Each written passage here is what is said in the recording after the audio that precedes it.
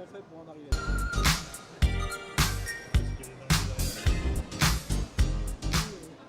Mesdames, Messieurs, bonjour. Très heureux de vous retrouver ici en direct du Salon de la Porte de Versailles, le Salon de l'Agriculture, bien sûr, pour un débat. Egalim 2 a-t-elle permis d'inverser le rapport de force avec les GMS? Alors c'est vrai que cette loi est appréciée par le secteur agricole.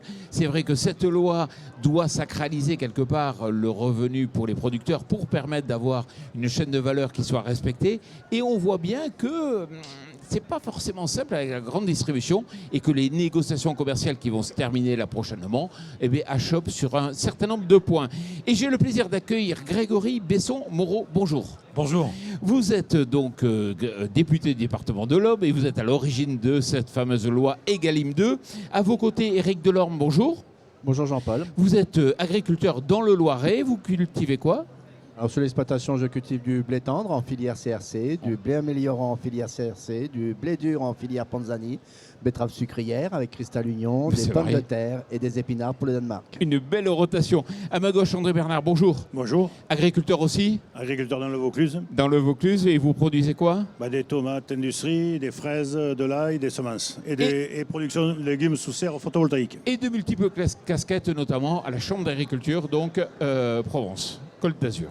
Et juste à vos côtés, André Bouchu. Bonjour André. Bonjour. Agriculteur mais à la retraite. À la retraite depuis quelques mois. Et puis vous êtes aussi... J'étais syndicaliste toute ma vie et depuis quelques temps, je suis au Parlement de l'Union populaire qui soutient le programme de Jean-Luc Mélenchon. Exactement. Alors, Grégory Besson-Moreau, on va démarrer par vous. Il faut un peu de pédagogie. Rappelez-moi, Egalim 2, sa vocation, c'est quoi? Sa vocation, c'est de protéger la rémunération des agriculteurs. C'est sa vocation première. Car je le rappelle, qu'est-ce qui se passait avant cette loi? La grande distribution négociait avec les industriels de l'agroalimentaire et avec ce qu'il restait, on payait sa matière première agricole, donc on payait les agriculteurs. Nous, ce que l'on a dit, c'est on renverse la mécanique et on construit le prix par le bas. Donc d'abord, les agriculteurs doivent avoir un contrat de 3 ans avec leur premier acheteur.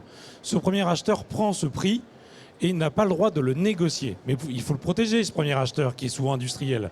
Donc il va voir la grande distribution et il dit, bien voilà, mon prix, il est construit avec une matière première agricole qui coûte tant, et on a inclus dans la loi ce qu'on appelle la non-négociabilité du coût de la matière première agricole. C'est-à-dire que la grande distribution n'a plus le droit de négocier le montant de la partie agricole dans le produit. Donc on a vraiment construit le prix en marche avant, et en plus on l'a protégé. Alors, il y a des négociations actuelles. Chaque année, effectivement, la grande distribution, tous les maillons de la chaîne doivent négocier. Aujourd'hui, ça bloque. Pourquoi? Alors ça bloque parce qu'un produit transformé, il n'y a pas que de la matière première agricole. Il y a aussi le coût de la transformation, le coût industriel, le coût de l'énergie, le coût du plastique, le coût de l'eau, du verre, enfin tous les coûts. Et ces coûts-là, aujourd'hui, on le voit, avec l'inflation, ont explosé. Et c'est vrai que les industriels vont voir la grande distribution en leur disant, voilà, tu n'as pas le droit de négocier la matière première agricole, mais la grande distribution continue de négocier les autres coûts. Donc ils sont en pleine tension. La fin des négociations, c'est dans 2 jours, à minuit. Donc on comptera les bouses à la fin de la foire. Mais ce que je vois quand même, c'est que beaucoup dans les communiqués de presse des différentes organisations syndicales, il y a marqué, attention, il faut respecter la loi. Et on a l'impression que la GMS ne la respecte pas. Alors, le retour que moi j'ai, le retour des différentes filières, c'est que sur la matière première agricole, la grande distribution a quand même respecté. On le voit avec les industriels qui ont signé, ils nous le disent. Quand on est venu avec une augmentation du coût de la matière première agricole, la grande distribution l'a accepté. La brancière, pas négocié. De toute façon, on n'a pas le droit de le négocier. En revanche, lorsque l'on vient et qu'on dit, mais moi, pour fabriquer ce yaourt, pour fabriquer ce pot de sauce tomate avec de la viande à l'intérieur, moi, j'ai des coûts aussi industriels. Et là, effectivement, il y a encore des tensions. Ils n'arrivent pas à faire passer les hausses nécessaires. Et c'est vrai que lorsque l'on fragilise la partie agroalimentaire, l'industriel, on fragilise aussi l'agriculture. Il ne peut pas y avoir d'agriculture sans industriel de l'agroalimentaire. Il ne peut pas y avoir d'industrie agroalimentaire française sans agriculture. Les deux sont liés. Et donc ce que l'on dit aujourd'hui à la grande distribution, c'est soyez ouverts, prenez ces hausses. Là, bien sûr, il faut les contrôler. Un industriel qui vient avec 15% de hausse alors qu'il n'en a besoin que de 5 ou de 6, il faut qu'il soit peut-être aussi un peu plus transparent. Donc ce qu'on leur dit, c'est transparence totale, ouvrez vos carnets, ouvrez vos livres et faites passer des hausses quand c'est vraiment nécessaire. André Bernard, votre vision?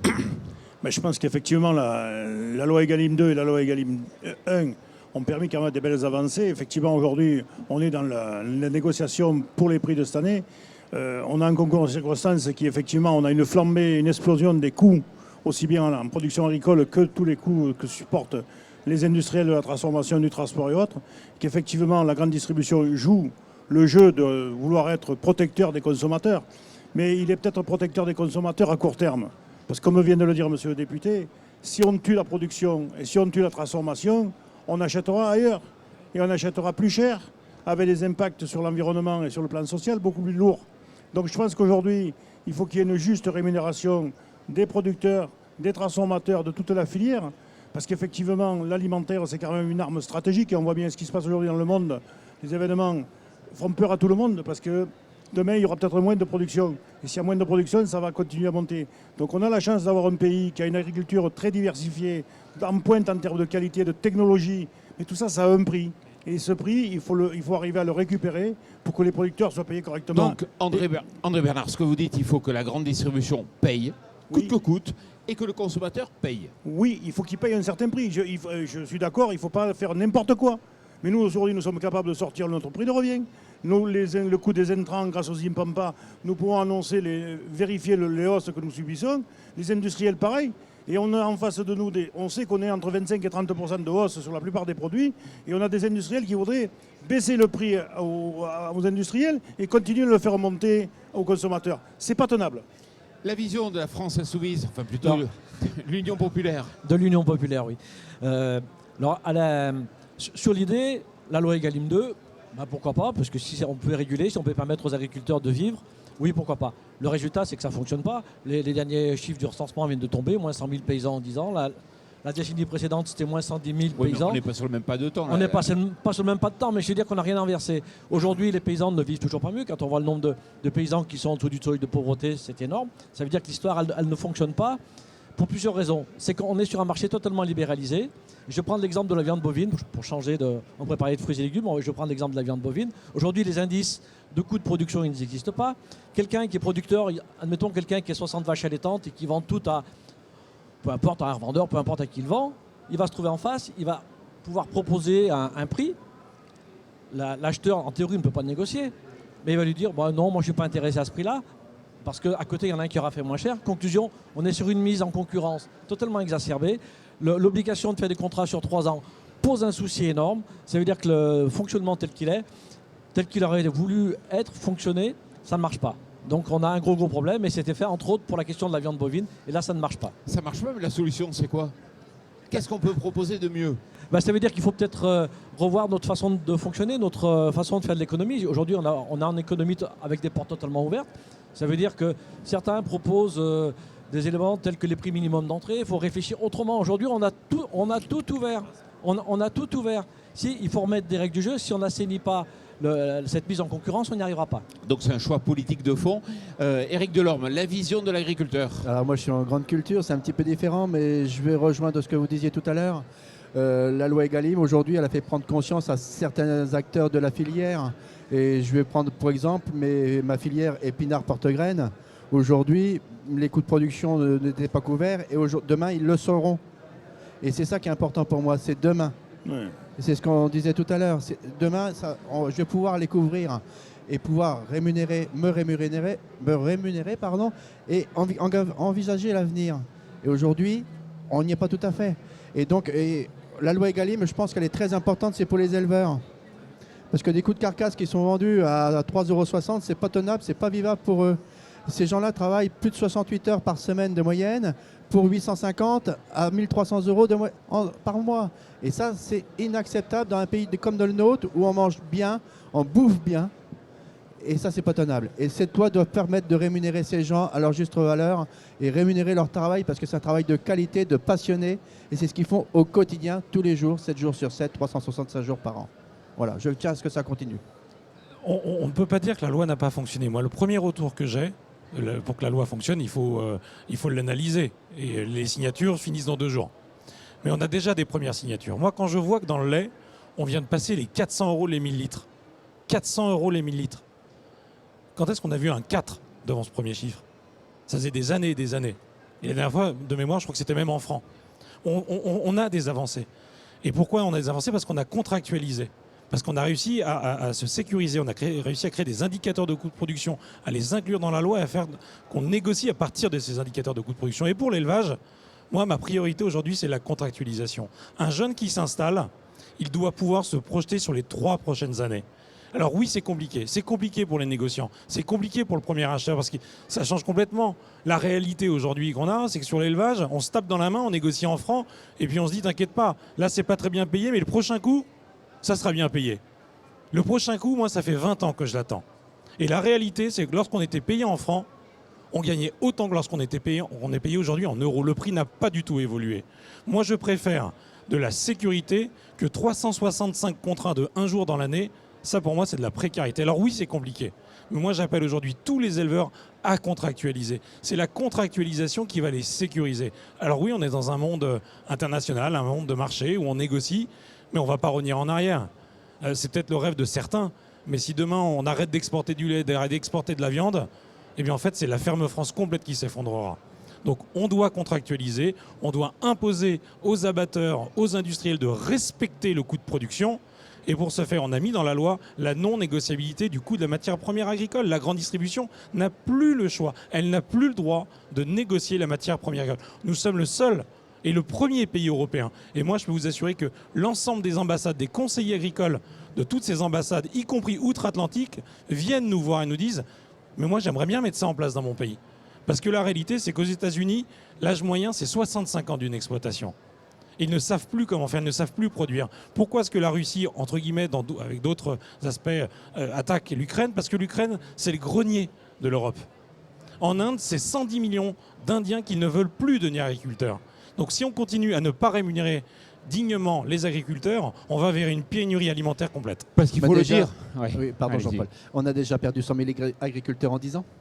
Et on va continuer, sachant qu'il y a 50% des agriculteurs qui ont plus de 50 ans. Donc il faut transmettre nos exploitations. C'est ce que c'est ce que nos parents ont fait. Et c'est ce que nous devons faire pour transmettre aux jeunes. Dans les meilleures conditions possibles et avec une rémunération à leur niveau. Mais bien sûr, ça vous avez raison, mais c'est la vision, on va dire, à long terme, sur un pas de temps important. Moi, ce qui m'intéressait, la loi, vous avez applaudi de main quand elle est sortie, sanctuariser le prix de la production, c'était exactement ce que vous demandiez, vous, messieurs les agriculteurs. Simplement, il faut peut-être faire Egalim 3 en situation de crise. Parce que le problème, c'est ça, c'est qu'il y a eu un changement de contexte qui fait que la loi, c'est un peu compliqué. Et je vous rejoins, alors pas sur un Egalim 3, peut-être qu'on lui trouver un autre nom, parce que sinon on va commencer à se lasser. Mais oui, il manque la protection de la partie transformation. Mais moi, je vais refaire un petit peu l'histoire. À l'époque, je suis allé les voir, les transformateurs. Et moi, je leur dis, aujourd'hui, je suis allé les voir et je leur ai dit, ce qui serait bien, comme on a fait avec les agriculteurs, transparence totale, et puis on met des index, des indicateurs coût de production, on va vous protéger. À l'époque, il n'y avait pas d'inflation. Donc je leur ai dit, on va mettre un index. Parce que si un jour il y a une inflation, qu'est-ce qui se passe? Résultat des courses, on m'a dit, non, mais vous inquiétez pas, on s'est négocié. Et maintenant, on vient voir en disant, il faudrait peut-être mettre un index. Oui, il faut mettre quelque chose qui puisse permettre de protéger. Quand l'énergie a décollé, l'État a su bloquer les coûts de l'énergie. Et bien à un moment donné, s'il y a des inflations qui décollent, peut-être que l'État doit pouvoir mettre un index en place qui vienne protéger la transformation et donc le monde agricole, tout en protégeant également, ne l'oublions jamais, le consommateur. Le consommateur, c'est lui qui décide. Si demain le porc français est trop cher, il ira chercher du porc allemand. Et donc il faut le protéger. Protéger, ça veut dire bloquer, plafonner? C'est pas plafonner, c'est faire passer des hausses si les hausses sont vraiment nécessaires. André Bernard. Moi, je pense qu'effectivement, il faut jouer la transparence, il faut l'organisation des filières. Il faut la transparence dans les coûts à la production, à la transformation et au transport. Et il faut aussi la connaissance des coûts de la distribution. Parce que c'est peut-être là aussi qu'on aura quelques surprises à un certain moment. Donc on a fait une première étape sur les prix agricoles. Ils sont sanctuarisés. Effectivement, ça a permis aux industriels de rentrer en négociation en se calant là-dessus. Mais l'inflation sur l'ensemble des autres intrants étant explosive, c'est très dur.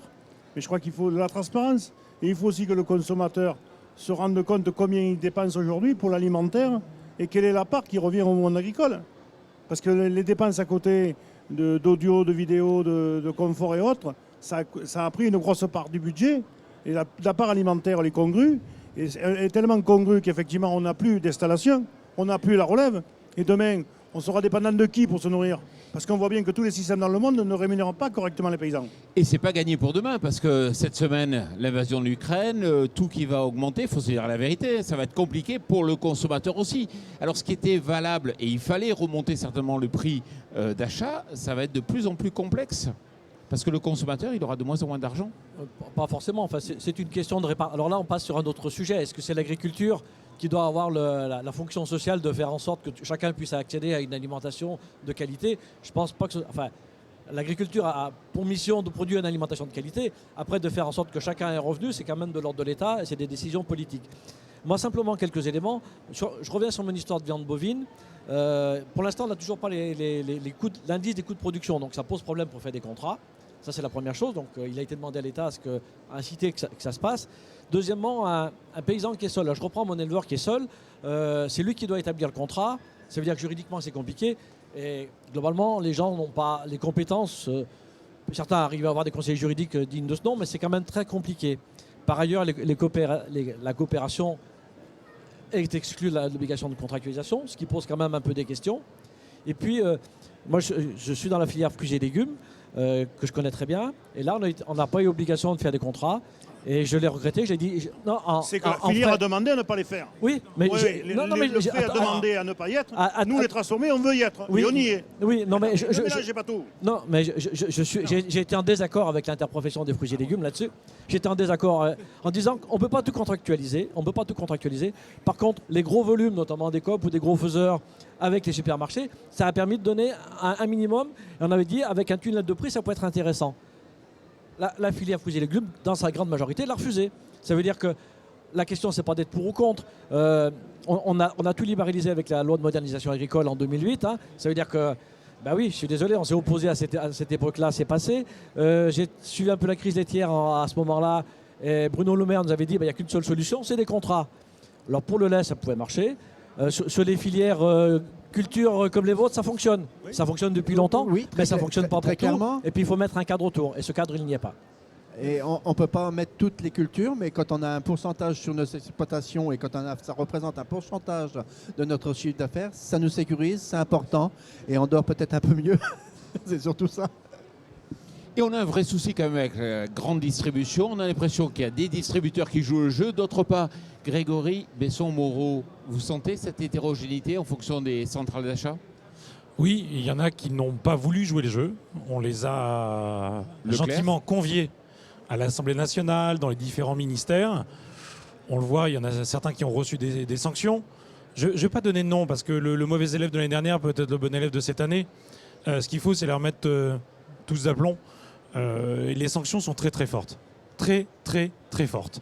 Et lors des comités de suivi que l'on fait avec les 3 ministres, de l'agriculture, de l'économie et autres, on est très très clair. Un contrat qui n'est pas signé, c'est 375 000 € d'amende. Quand vous êtes industriel, vous pouvez avoir des dizaines, voire centaines de contrats. Ce sont des millions d'euros qu'ils ont au-dessus de la tête.